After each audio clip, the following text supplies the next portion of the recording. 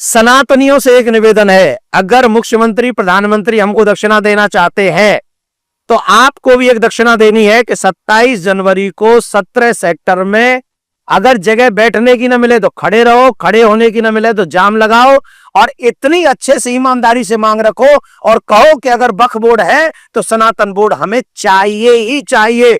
बिना सनातन बोर्ड लिए हम कुंभ से वापस नहीं जाएंगे। ये दृढ़ संकल्प के साथ सभी सनातनी यहां पहुंचे।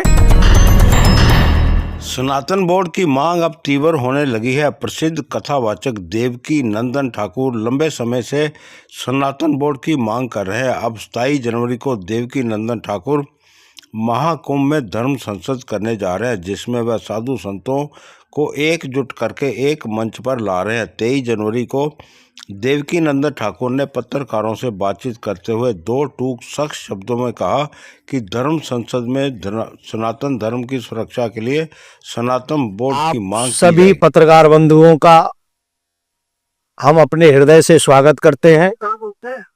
पूज्य महाराज श्री अखाड़ा परिषद के अध्यक्ष पूज्य हमारे आचार्य, सभी जितने भी हमारे यतीन्द्रानंद जी महाराज, हमारे हरि चेतनानंद जी महाराज और जितने भी संत वृंद हैं, सबके श्री चरण कमलों में कोटि कोटि नमन करते हुए और आप सभी पत्रकार बंधुओं को प्यार भरा राधे राधे करते हुए, ये कुंभ हम सभी सनातनियों के लिए बहुत महत्वपूर्ण है।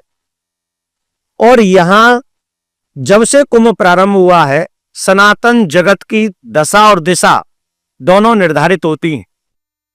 हमको लगता है कि सनातन बोर्ड के माध्यम से सभी संत महात्मा, धर्माचार्य, कथाकार, शंकराचार्य, आचार्य, अखाड़ा परिषद, जितने भी संत महात्मा, इवन हर सनातनी ये चाहता है कि हमारे सनातन की भी सुरक्षा होनी चाहिए। आप लोगों ने सबने सुना जैसा कांड तिरुपति बालाजी में हुआ, तो उसके विषय में अभी हम ज्यादा चर्चा नहीं करेंगे, आप सबको मालूम है। उसी को ध्यान में रखते हुए 16 नवंबर दिल्ली में एक बहुत विशाल सनातन धर्म संसद हुई, जिसको आप सबके माध्यम से पूरे सनातन जगत को देश विदेश में पहुंचाया गया। अब निर्णायक भूमिका में जाने के लिए 27 जनवरी को, देखिए आप सबको बताएं, हमने 26 जनवरी पूज्य बालकानंद जी महाराज ने पहले घोषित की थी, फिर सबने चर्चा की कि 26 जनवरी तो जो है देश का बहुत बड़ा दिन है, तो ये संतों का ही समर्पण हो सकता है। हम सबने फिर ये महाराज जी ने हमें आदेश दिया, आपने भी हमें फिर बताया बाद में कि नहीं 26 नहीं, हम लोग 27 जनवरी को इस धर्म संसद को करेंगे, जिससे देशभक्ति में भी, देश जब डूबा हो तो हम सब संत भी उस देशभक्ति में सभी सनातनियों का साथ दें। पूज्य महाराज श्री के सानिध्य में जो प्रारंभ हो रहा है, ये धर्म की आजादी का होगा, ये हमारे मंदिरों की आजादी का होगा, ये हमारे संस्कारों की आजादी का धर्म संसद होगा।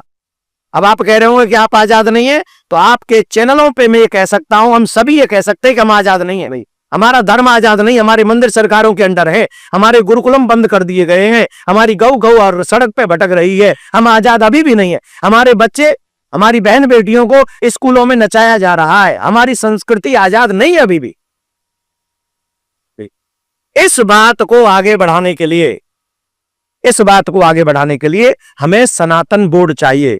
योगी जी, मोदी जी इस कुंभ के यजमान हैं और ये सब आचार्यगण हैं, और बिना दक्षिणा के यज्ञ पूरा नहीं होता। और हमें इन लोगों से आशा है कि यजमान भी बढ़िया हैं।